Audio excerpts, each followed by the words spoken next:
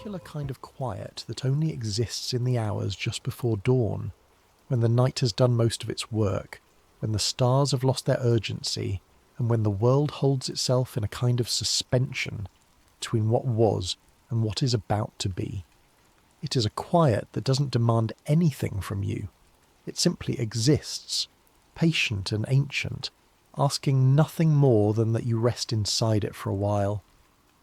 This is a story that belongs to that kind of quiet. It begins not with noise, not with lightning or thunder or the clash of armies. Those things will come and go in their time, as they always do, but with an absence, a stillness that settled over the ancient world like the first layer of snow on an empty field. Soft, gradual, and deeply, profoundly wrong.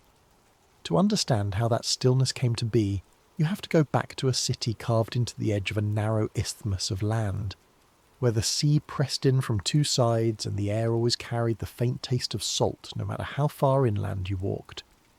The city was called Ephra, and it would one day be known by another name, Corinth.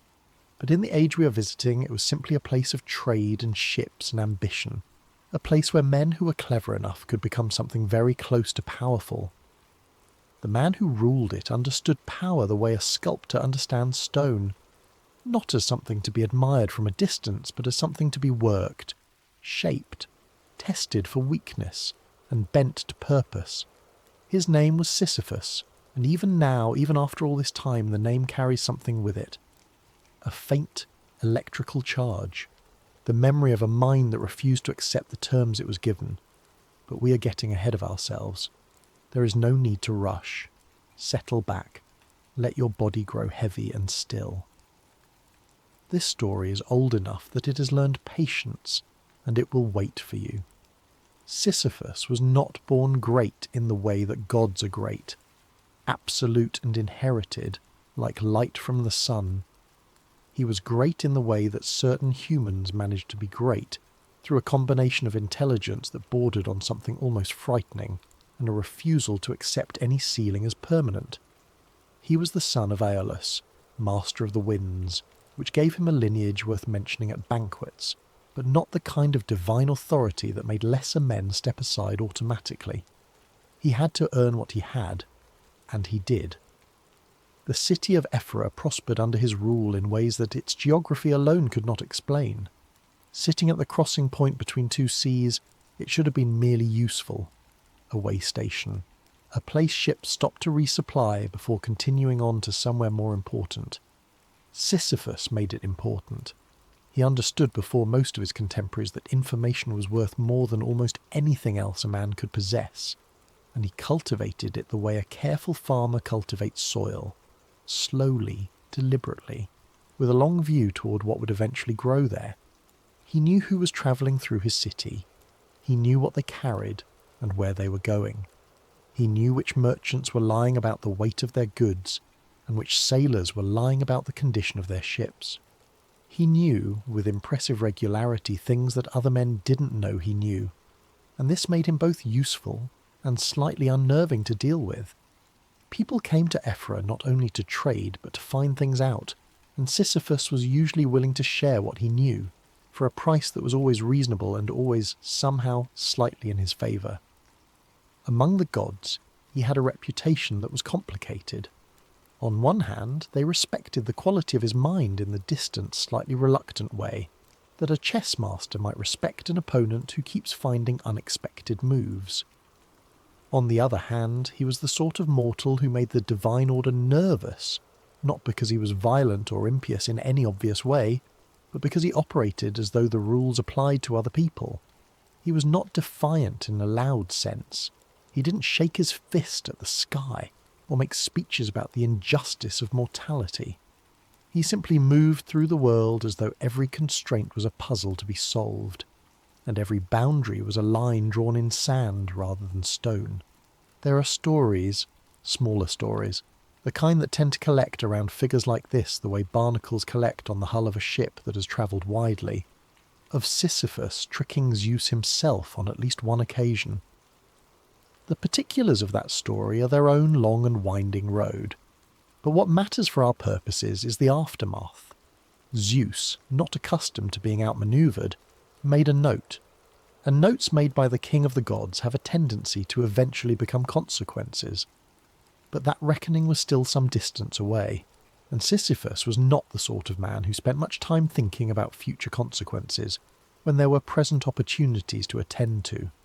You can imagine him in his city on an ordinary evening, standing at the edge of the harbour as the fishing boats came in, watching the last light fail over the water, his mind running through several problems simultaneously, the way a musician might hum one melody while thinking about another.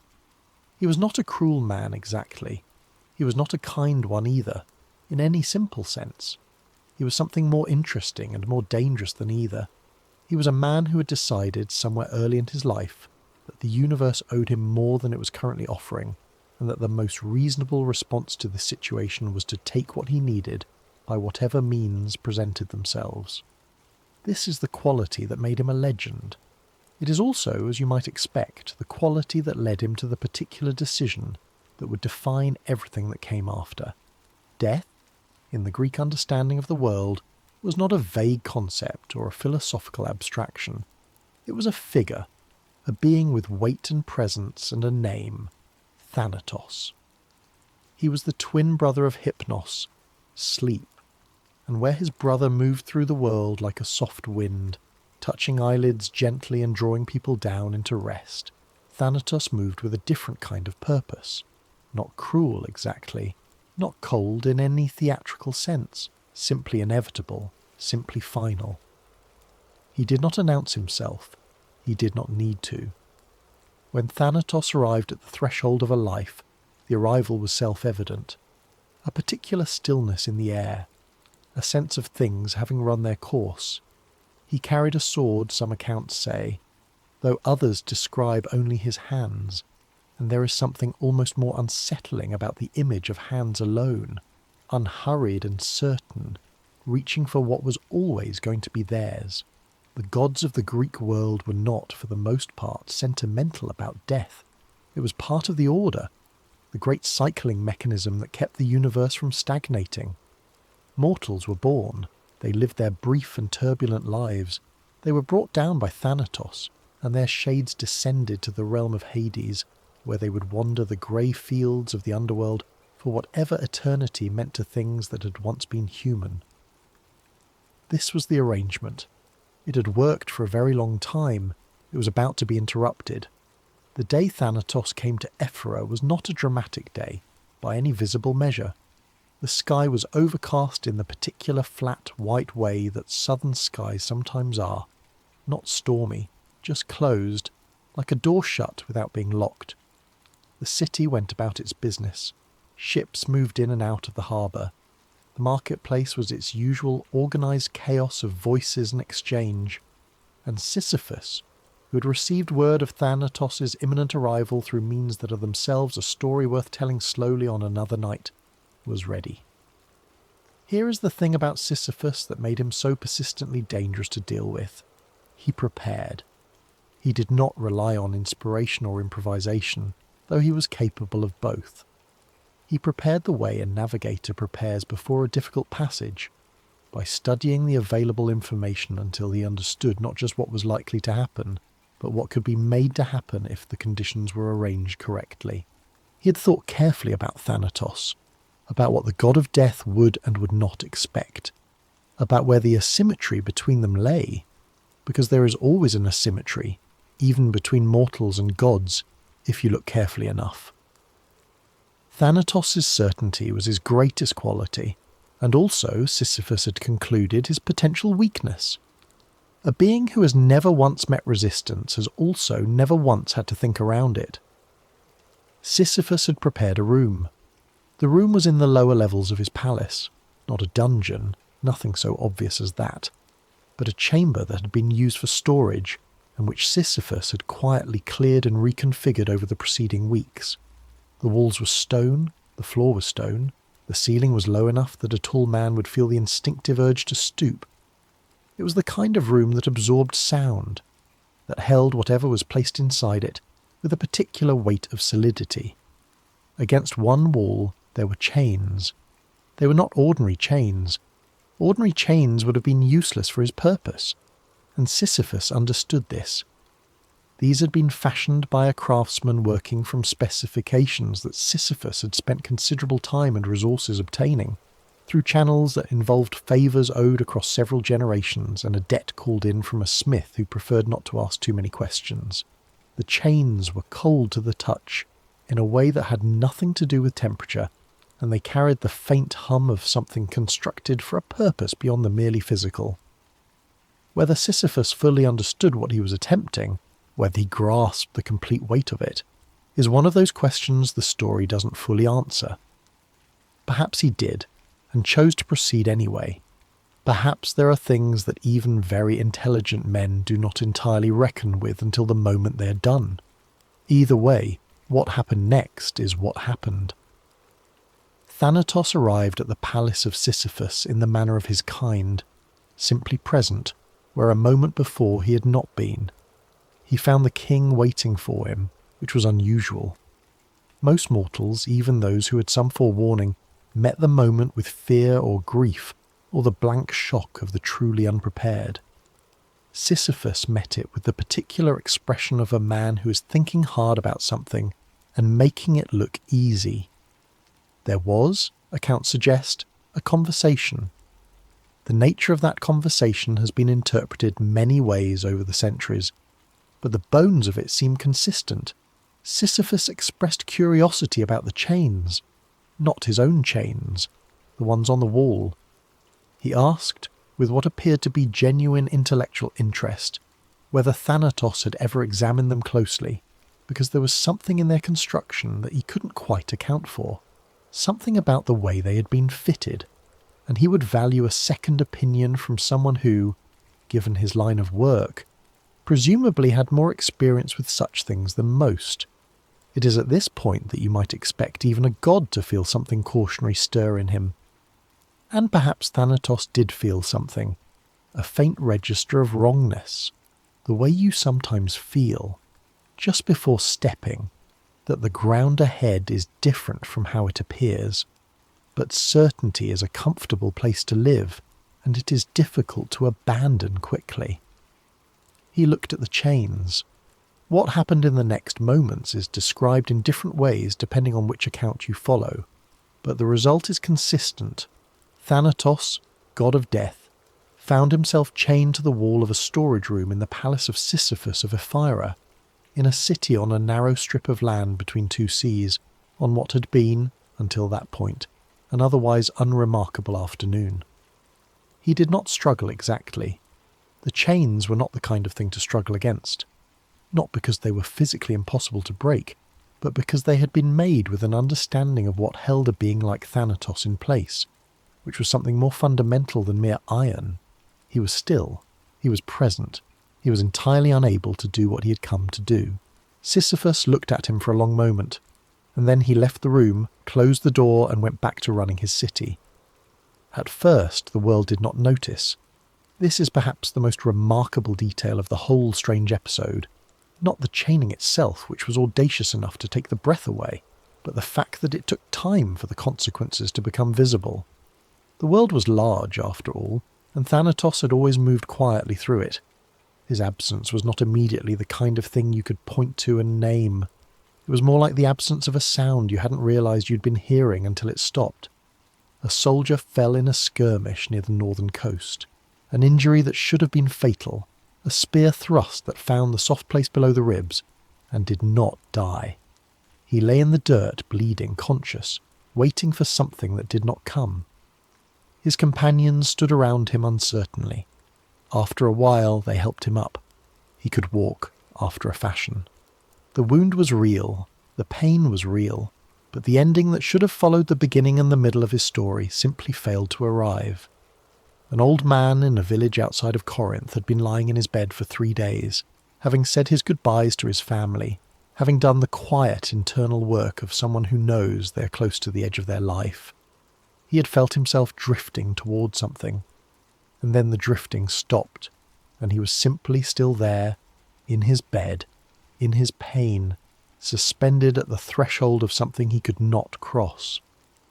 A woman in Athens had been ill for months. the kind of illness that hollows you out slowly, that makes the body a stranger to itself. And she had reached the point where her family was keeping vigil, taking turns sitting with her through the nights, waiting. And they kept waiting. Days passed. The vigil continued. She did not recover, but she also did not leave. You can imagine this spreading outward from Ephra like ripples from a stone dropped in water, slow at first, subtle, then increasingly impossible to ignore. All across the ancient world, people were arriving at the moments that should have ended things, and finding that the ending did not come.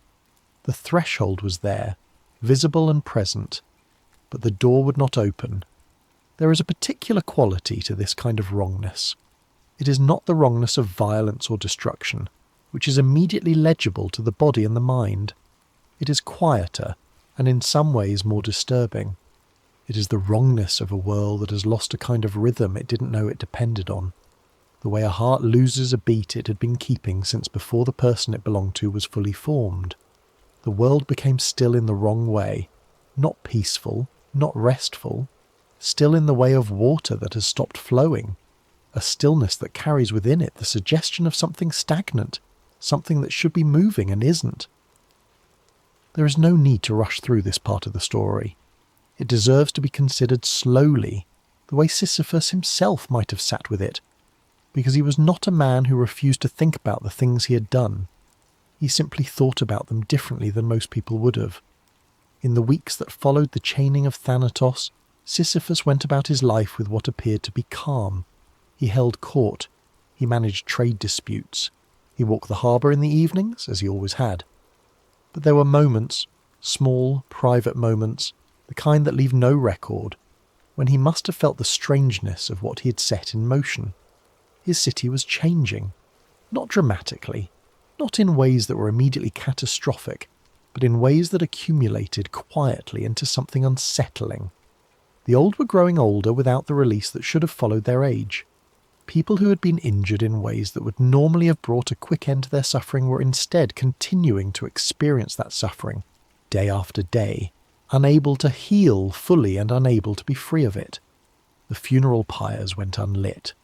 The priests who served Hermes, the guide of souls, found themselves with nothing to escort.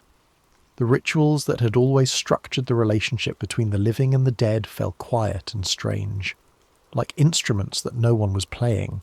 And the dead, the would-be dead, the should-have-been dead, wandered through their lives with a kind of bewildered quality that was difficult to look at directly. They had arrived at the point of departure and found no departure waiting. They were here, still here, more here than they wanted to be. There is something deeply human in this part of the story if you sit with it long enough.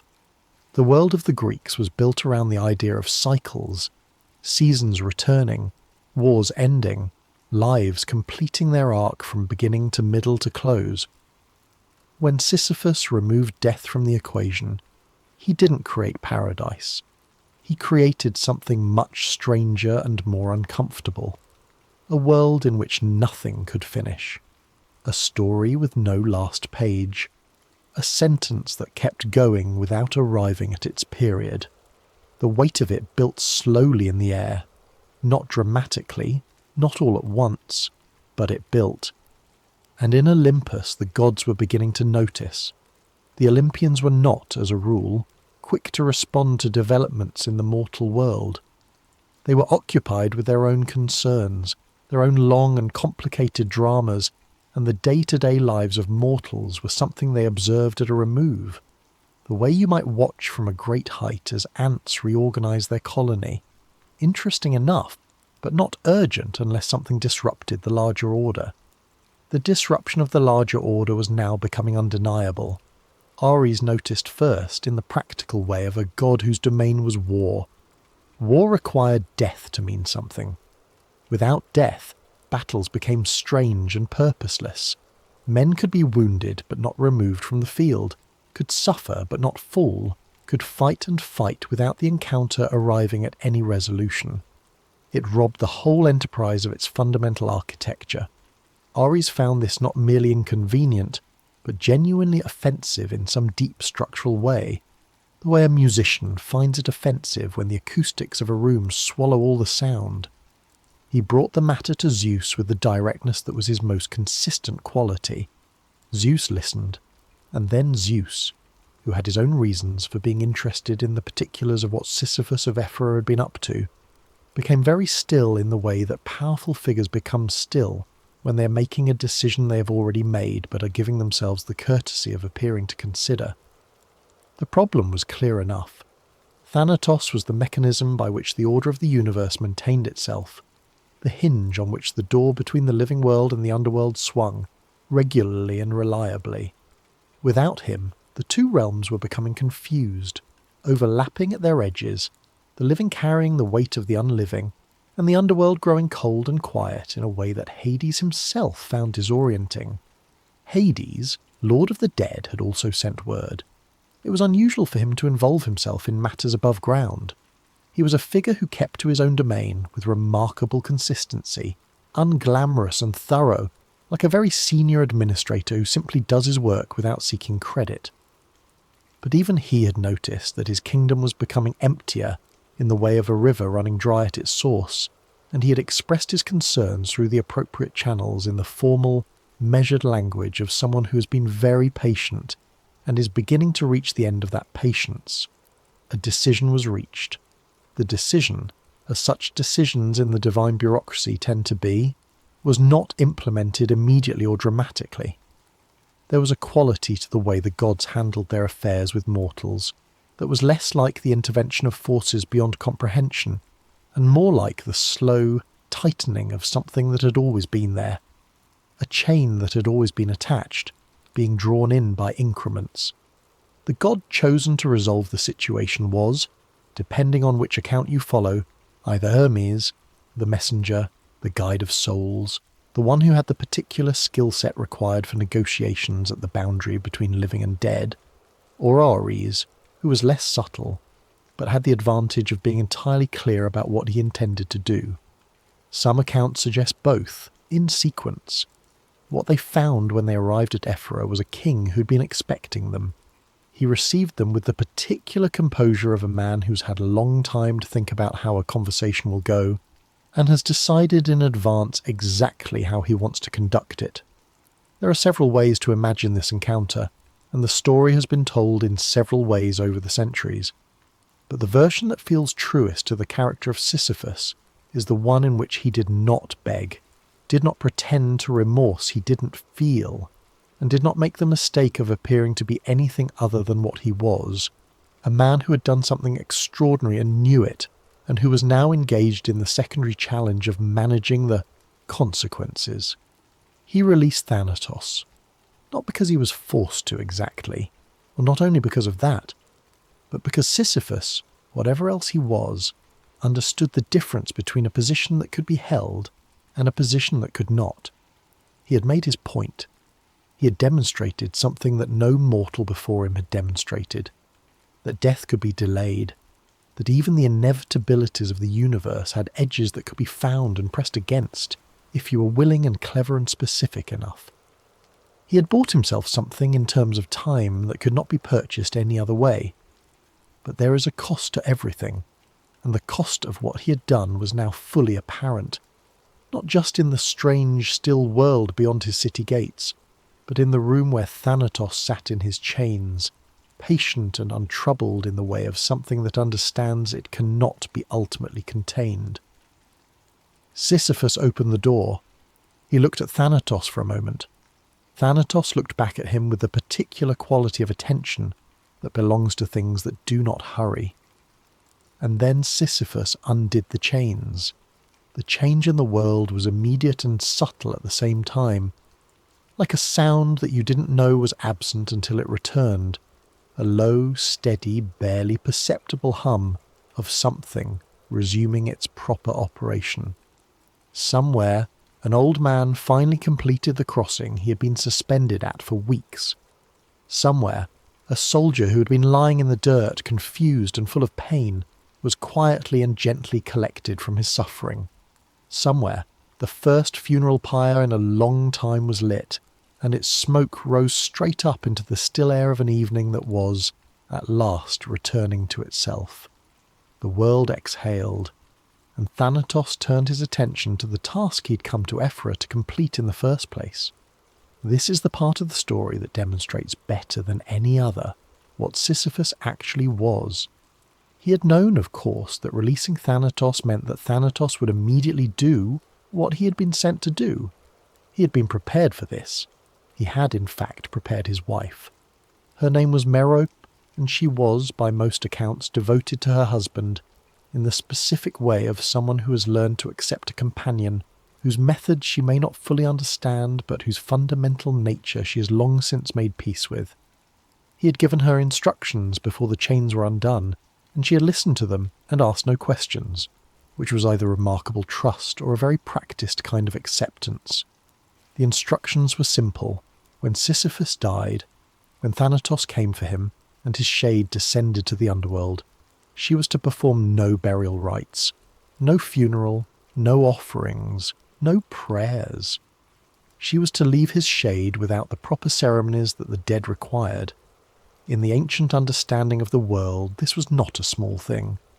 The rites of burial were the mechanism by which the living properly released the dead, and by which the dead were properly received by the underworld.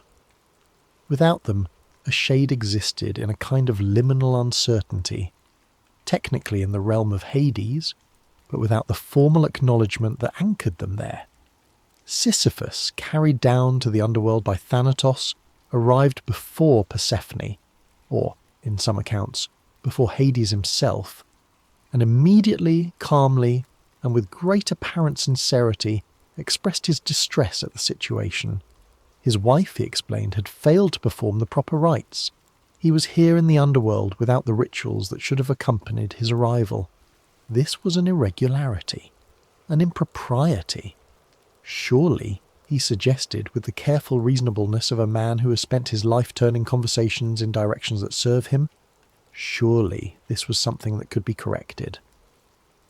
If he were allowed to return briefly to the upper world, he could ensure that his wife fulfilled her obligations to the dead, and then he would return properly and completely to take his place among the shades.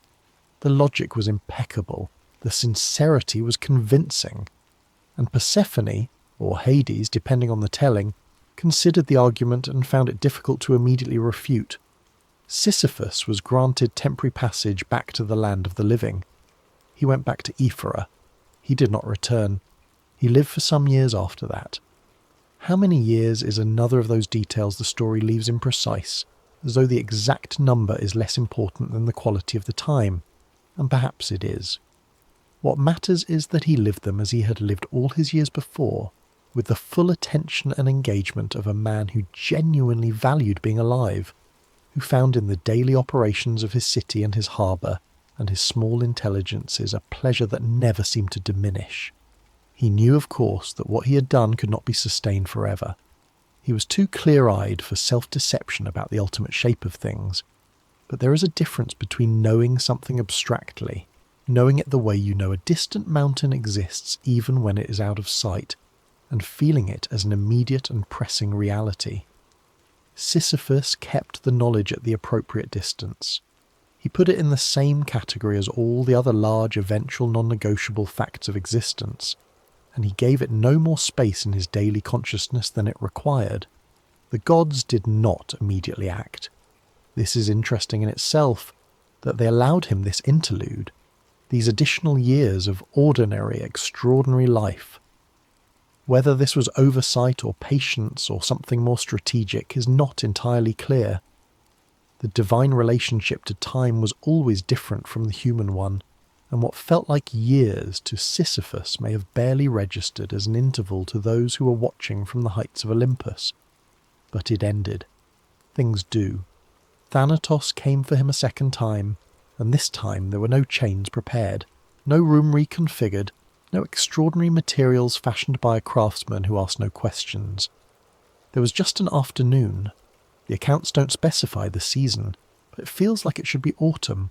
Something about the quality of the ending suits autumn, and the particular stillness that always preceded the arrival of Thanatos and Sisyphus, who had lived long enough and cleverly enough to have no complaints about the quality of his time. His shade descended to the underworld. This time there was no argument accepted.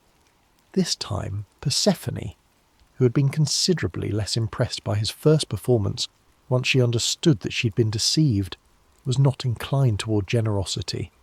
And Hades, who had waited longer than any other authority figure would have been expected to wait, had the settled quality of someone who has decided that a matter is now completely closed. Sisyphus of Ephra, king and trickster, and the single mortal who had ever placed the god of death in chains, was returned to the underworld permanently. And then the question of what to do with him. The punishment assigned to Sisyphus was not, and it is worth understanding this, assigned in anger. The gods of the Greek world were capable of anger certainly, and expressed it regularly and sometimes disproportionately. But the punishment given to Sisyphus has a different quality from the punishments born of pure divine rage. It has the quality of something considered, something that understood the specific nature of the person being punished and designed itself accordingly. Sisyphus was a man who had spent his entire life in motion, intellectual motion, physical motion, the constant forward momentum of someone always working toward the next position, the next advantage, the next small or large victory over the circumstances he found himself in. He was not a man given to stillness. Stillness was, for someone like him, a kind of death in itself. Not the death he had spent so much energy avoiding, but the death of that fundamental restlessness that had defined him. The punishment was a hill and a boulder. The boulder was large in the way of things in myth, which tend to be exactly as large as they need to be for the story to mean what it means. Large enough that moving it at all was a project of complete physical commitment. Large enough that it demanded everything from the person pushing it.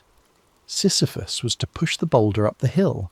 He would push it up, and near the top, always near the top, always at the point where the end seemed almost achievable, where the work seemed almost done, it would slip.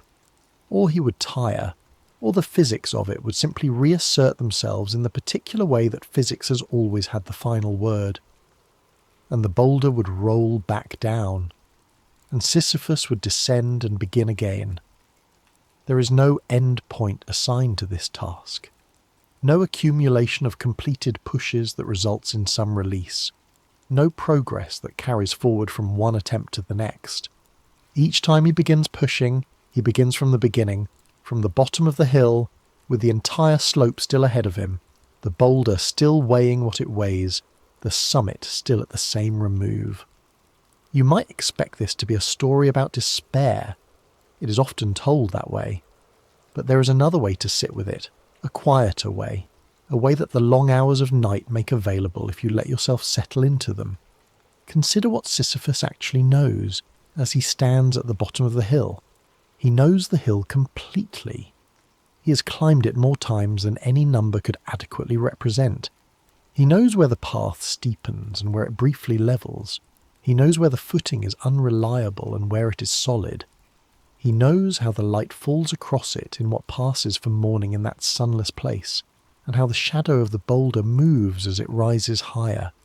He knows the hill the way you can only know something you have returned to 10,000 times, with the intimacy of repetition, with the particular familiarity that eventually stops feeling like familiarity and starts feeling like something closer to understanding.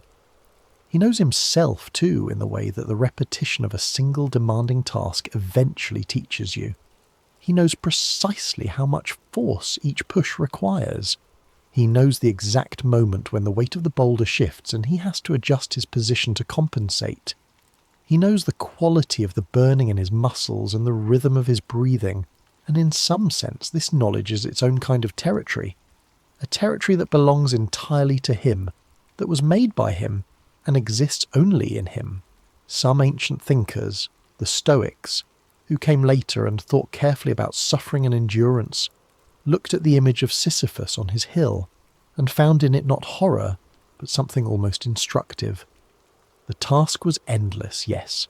The goal was unreachable, yes. But what if the meaning was not in the reaching, but in the doing, in the act of pushing itself, in the full commitment of body and will to something that demanded everything. What if the hill, understood differently, was not a punishment at all, but something more complex, a practice, a place where the restlessness that had defined Sisyphus in life found its final, permanent expression? This is not a comfortable idea exactly. It doesn't resolve the tragedy of a situation or reframe it as secretly fine. He is in the underworld, separated from everything he valued in life, engaged in a task that cannot be completed. These are real losses, real constraints, real facts of his eternal existence. But Sisyphus is also, in some essential sense, still himself, still fully engaged, still pressing against something, still meeting resistance with the wholeness of his attention. The cleverness that chained a god is now being applied to the challenge of the hill, and perhaps that, in a world where he has lost everything else, is not nothing.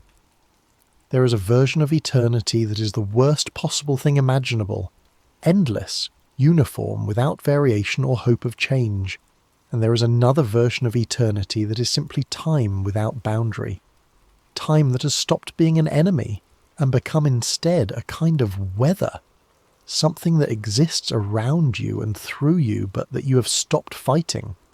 Sisyphus, who had fought everything and everyone his entire life, who had fought death itself and won for a time, eventually had to learn the thing that all his cleverness had allowed him to avoid learning while he lived, that some things are simply what they are. The boulder rolls down. He goes to retrieve it. He pushes it up again. Somewhere above him, impossibly far above, in the world he once walked through with such purposeful energy, the sun is still rising and setting over Ephra. The harbour he built is still there, probably, transformed by centuries into something he wouldn't recognise, but still serving the same fundamental purpose of connecting one place to another across the water. The trade routes he established are long gone, replaced by others, which were replaced by others, which were replaced by others still. The city he ruled has become a legend that became a ruin, that became an excavation, that became a story people tell with varying degrees of accuracy. And Sisyphus pushes his boulder. There is something in the image that is, if you look at it long enough, almost peaceful. Not pleasant, not resolved, not free of difficulty, but peaceful in the specific way of something that has arrived at what it is. No more pretending. No more managing the gap between what is and what might be arranged. Just the hill and the boulder and the man who once put death in chains, doing the work that was designed for him every day in a place beyond days. Let your breathing slow now. You don't have to solve anything tonight. You don't have to push anything to the top of any hill. Whatever you're carrying, you can set it down for a few hours. The night is long and patient, and it asks nothing from you except to rest inside it. The story of Sisyphus has survived for a very long time, longer than the city he ruled, longer than the language it was first told in, or the culture that told it. It has crossed from the ancient world into the modern one and kept its shape, kept its essential meaning, even as the world around it changed almost beyond recognition. This is what good stories do. They carry something that is not dependent on the specific circumstances that produced them. Something portable, something that travels across centuries and lands with the same quiet weight in every new context it finds. What Sisyphus carries in this sense is the question of what to do with defiance once it has run its course. He defied everything, kings, gods, the orderly operation of death itself, and for a time his defiance was productive, spectacular even, the kind of thing that makes the universe briefly stutter. And then the universe corrected, as universes do, and he was left with the permanent version of himself, stripped of all the cleverness and manoeuvring, reduced to the single repeating act that would define him forever. Is that a defeat? The most thorough kind of defeat imaginable, perhaps, and also somehow not entirely. Because he is still there, still engaged. The same fundamental person who looked at a god of death and thought, I could work with this. The boulder rolls back. He follows it down. And in the going down, in the walk from the place where the boulder stopped back to the place where he must begin again, there is a moment, a brief interlude between one attempt and the next, a small space of time that belongs to neither the pushing nor the preparation for pushing. What does he think about in that moment? We don't know. The story doesn't tell us. But it seems right that there would be something there, some quality of awareness, some flicker of the mind that was always his most defining feature, still running, still turning things over, still finding something to consider in the space between one effort and the next. That seems like enough. The night outside is doing what nights do, deepening, settling, carrying the world gently toward the hours where thought becomes loose and the edges of things soften. You don't need to hold on to all of this. The details of the story will find their own level in you, sinking to wherever they're useful and letting the rest drift off. What stays, if anything, might be the image of the hill, or the image of a man standing at the door of a storage room, looking at a chained god with the particular calm of someone who has done what they set out to do, and is now simply present with the fact of it. Or the image of the world in that strange still pause when death was absent. The old man at the threshold, the smoke not rising, the eerie quiet of a world that had forgotten how to complete itself. Or maybe nothing stays in particular, and the story just does what stories have always done in the dark hours.